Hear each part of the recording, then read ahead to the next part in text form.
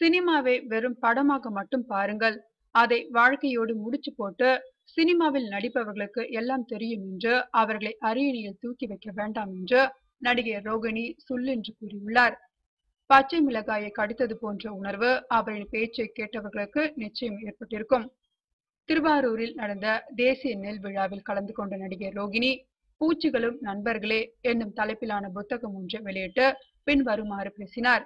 படத்தில் நடிகர் சூர்யா அடிப்பதை சீரியஸாக எடுத்துக்கொள்ளும் நீங்கள், நிஜத்தில் அவர் நடத்தி வரும் அகரம் பவுண்டேஷன் குறித்து அவ்வளவு சீரியஸாக எடுத்துக்கொள்ள மாட்டீர்கள்.